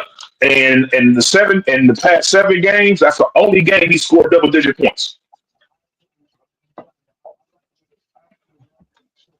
So, you know, and, you know, shout out to, you know, the Dylan Brooks is having a good series, but you wouldn't know it because they down 3-1. Everybody else on the team is playing well except for him. And, you know, he got to look in the mirror and be like, dog, I'm the reason why we lost. You know, talk to your teammates. But, like, you know something, y'all? This series, this is on me. Your teammates will respect you more for accepting the accountability of you not playing well in this series, and it's being a fact like, dog, I'm the reason why we lost this game. My fault, y'all. You know, we're going to get through this. We're going to work in this summer, and we're going to get this shit right. Yeah. You know, this is our first year here. We're going to figure this shit out. Or put him in the trade package to get Giannis. That's all. I think they're definitely going to make a run at KD. They're definitely going to make a run at a star to put with these young guys. A star. Oh. Giannis fits their system better than KD will. Only because, you know, if you just look at the way their team is built, their team plays defense. So, you know, Giannis is one of the best two-way players in the league. You know, when he's playing at a high level, he might be the best two-way player in the league. And it might even be close. I'm gonna say this: if you take out Jalen Green, because I think Kevin Durant played more defense than Jalen Green. If if you take out Jalen Green and switch him with Kevin Durant, this series is Uh-huh. not the. Yeah, but I think that's not a good move in the long run. Like it's one of the things. Like let's say for example, like it may work for like 2 years, and even if they win, that's cool. But in the long run, how much? Because the thing is, Kevin Durant isn't getting any younger, so that's the reason why I say Giannis would be the one that I would go after because he's younger. He can sit and he fits the system more. Ooh, Shaq almost fell. And yeah, Shaq, sit your big ass down here, nigga. Yeah, oh, bro, that nigga makes so much money for a sleep to look like that. Whoa, Shaq toes worse than Dion's. That shit is insane. Dog, this is crazy. Yeah, but I mean, this nigga foot up the fucking camera, man. This shit fucking nasty. But yeah, this Timberwolves team, they're gonna be a tough out for whoever they play for the rest of the playoffs because they're going into the next series with some confidence, and Golden State can have the same issue. And Golden State can run to the same issue the Lakers ran against them. The thing with Minnesota, the thing with Minnesota is, dog, they athletic all over the court. Yeah, the Lakers don't have that. Nope. That's part of the problem. And I know that, I hear a lot of Laker fans saying JJ not making no adjustments. But every coach that the Lakers have don't make no adjustments for some odd reason. That's weird to me. Well, I'm gonna say that. I said it after game one. I said after game one with the defense, and they did adjust it. But look, like I just said, if they can't make threes, if you come out the paint, it got us through the regular season. If they're making threes, you just gotta play defense, and it's simple as that. In regards to Luka, the players, Luka gotta stop dribbling into all these damn double teams. I mean, come on, man. Shaq, dog, what are you doing? Hey, Mark. Yep. You said the Lakers coaches don't make adjustments. No, that's what Lakers. You want to know what? You want to know why? Why? Because they keep hiring rookie head coaches. Well, Vogel wasn't a rookie. Vogel was trash. Mike Brown, but he's been Mike Brown wasn't a rookie. I mean, Mike Brown did not have a good team. We got to the playoffs. I just think that sometimes it's okay to say the other team is just better. Yeah, that's how it is. He's getting out coached. It's okay. You're getting out coached, dog. That's how it is sometimes. I said it. Chris Finch is out. Chris Finch. Does not act like Chris Finch wasn't nominated for Coach of the Year last year. This team did just play in the Western Conference Finals. That's the reason why I said even though I love my Clippers and I know we have the best chance of beating this team. The reason why I said the Nuggets would win is because of Joker. Like, some guys, you're just so good. You always think like, all right, no matter what happens, if the series is close, there's a chance for this team to hit the freeway because of this guy. And that's how I feel about Denver. As long as that series is close, that's the reason why I was mad we lost game one, because we'll be up 3-1 instead of being 2-2 in the predicament that we're in right now. You can't let certain teams just stick around. Certain players, they just, as long as that guy's on your team, you got a chance. Joker's one of those players. Yeah, we're keeping hope alive, kid. We're gonna keep hope alive. All right, we're gonna get up out of here, but let's get a final calling out names. I don't really have a calling out names, but I got a shout out. And that's to everybody who's watching. Wow, we just got a new subscriber. Nessa just told me her brother Anthony just subscribed to the channel. So shout out to Anthony. Shout out. Yes, sir. But I want us to know everybody who's been watching the show. If y'all been following us, we've been making a lot of progress lately.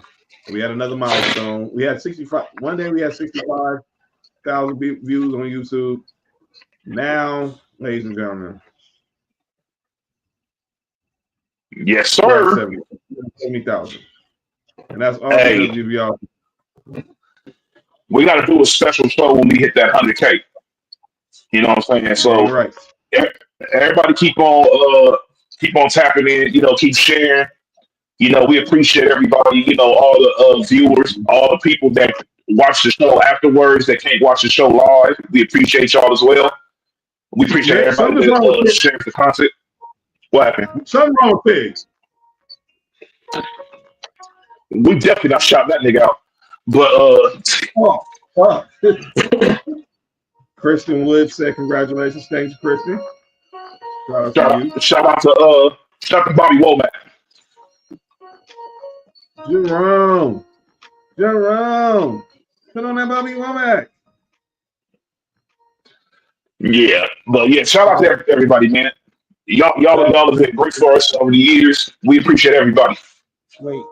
They say y'all got to dance for us for the 400 episode. The hell we don't. No, the fuck I'm not. It's crazy. Yeah, that's wild. Oh, what's up? Shout out to Rob. Shout out to Shea Wait. and Shaq. But Wait.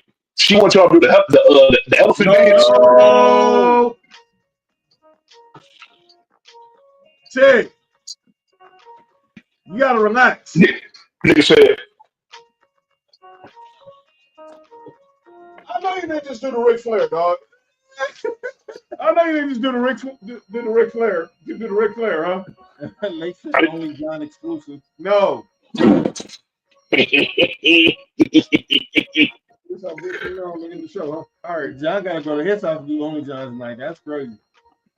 hey, look, doing your only John somebody else's house is absolutely absurd. That's out of pocket. Yo, Lay, relax. We're not. That's like getting head somebody a hallway. Lay, we're not. I'm not home right now. I'm not. Yo, I freaking hate Nick. By the way, no, for those who are wondering, I do got to call out names. You're right. Just because of their questions, I got to call out AT&T. And these two niggas are heathens. I'm calling out AT&T. So we're doing the show tonight. Usually you do the show at my house, but we're at Mark's house tonight because my Wi-Fi has been out since Saturday. Woke up Saturday morning, 8:03. Wi-Fi was out. Mom's house phone was out. All of a sudden, when I got home from church, said there's an outage in the area. Okay, figured. We kind of figured that. Talked yesterday. Still out. Mom's calling. They said someone that tried to vandalize one of the phone poles, and they tried to steal some of the copper off the top of the phone wires. They're gonna tell me that the Wi-Fi that they're working on it, and it probably won't be fixed to May 18th. I'm sorry, what? May 18th. You better put a hell of a discount on my bill. So mom was like, they suspend the bill, and like we had to pull an audible real quick, and Spectrum's coming out tomorrow to install our new Wi-Fi. So Nick, you all right? You all right? Yo, Lay, you gotta calm the F down. That's my call out. Shout out together, but shout out to Spectrum for coming through with the clutch. Mark, you on my phone? Wow, we talked about my shout out. Brandon Bean. Salute.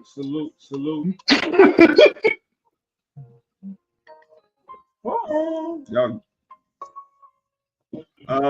What the heck is laying there to pride in something? Nope. Let me shut up. Nick. What'd you say, John? John, you good, dog? I'm good. Nick, you ever called our names? Yes, I do actually.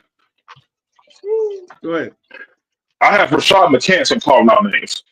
Oh, what? All right. We're gonna talk about that Friday. No. I'm not talking about that in particular because I know we're gonna talk about that on the show. But Rashad McCants, I don't know if I brought this up last week or not, but it's so terrible I have to bring it up again. Not the 81 The points. fact, yes, Rashad McCants, you're still on calling out names for that because that was absolutely absurd. Lay, get out.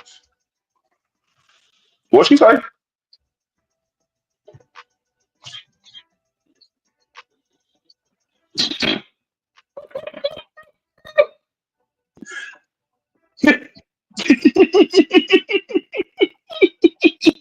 That's wild. That's a wild statement.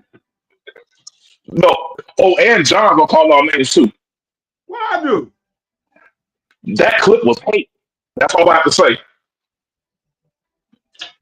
Dog, you the That one. clip was no. How about the person? That was hate. How about the person? That was hate. Hey, yo. That was hate. Y'all good? Dog. They trying to debate how many listeners Mark got is insane. Dog. That's hate too. Nick, Yo. what you posted in the group chat? What? Which one? The Keystone Cop? Pops. Oh. Cops. COPS, as in the police. You sick freaks. Nova, what up, though? Hey, Nova, excuse my co-host. They're wild. Shout out to Nova.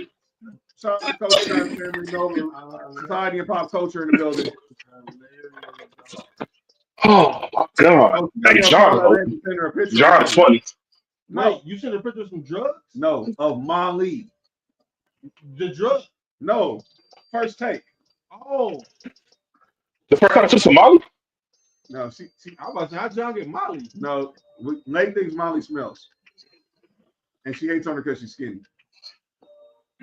She is skinny as a motherfucker. I ain't from the front. Yeah, but she don't smell. I don't know. That's Jalen Rose Dog. or Stephen A. Smith. Who's your calling out names, Nick? I have myself. I have myself on calling out names Oh. because I saw like about 3 videos that involved Jason Whitlock over the past like few weeks. Tig, F you, dog. And for some apparent reason, I agreed with him. So I don't know what's wrong with me.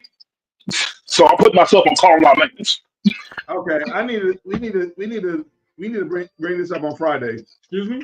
We need to mention this on Friday. Why Nick agreed with Jason Whitlock, which is I think a first for anybody on the brand. Yeah, I've agreed with him 3 times over the past few weeks. I'm like, what the hell is going on? Either I'm tripping or he's starting to make sense. No, wrong clock. A wrong clock right twice a day, so don't worry about it. Oh yeah. Well, this motherfucker been right 3 times. I don't know what the hell going on. By the way, can I say shout out Taylor Rooks? Yes, you can. Absolutely, you can say shout out to Taylor Rooks. What we bring, let you out. All right, we gonna get up out of here. Make sure we got. So we gotta get out here. Gotta get these reels for y'all. So make sure y'all go on the YouTube. That makes you part of the show. See our clips. Watch the replay of the show. See our clips. Clips. Oh, all right. Friday, back at it. We'll talk the Bucks off season, the Magic's off season, and we'll see the Bucks, the Rockets, and the lick the clip, and the Magic. I mean, the Lakers, Rockets, and the Pistons make it to Game 7 or whatever. Make sure y'all subscribe on YouTube. Y'all gotta chill. Make sure y'all liking us on Facebook. Follow us on X, Instagram, and TikTok at Sports4U Podcast. Follow me at John Watson 0984 on X and Instagram. Follow Mark on Instagram at HireMark1 on X. Hey, y'all got TikTok? Yeah. I gotta get in there, huh? Yeah. Follow Nick on X, Instagram, and TikTok at 99gorilla. Hey, Tig, shut up. We'll definitely talk about the show. Prince 99 is crazy. I hate Tig.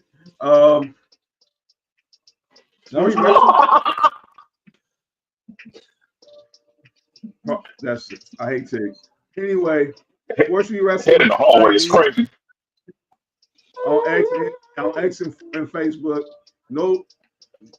X and YouTube. No Rules Knives. Mark Illwill 730 on Instagram. You heard? Instagram and Sports4U back here Friday night on YouTube, X and X. Make sure you check out Humble Roses tomorrow with Nessa and Angel Rose. Marshall Mike's on Thursdays. My brother JT, the Culture Clash collabo. What y'all say? You said shout out to the women who use roses. All right. Okay, we get out of here. Shout out to get out of here. You Nick. John. All right, this has been Sports4U. I'm John. That's Mark. That's Nick Freeze. We'll see y'all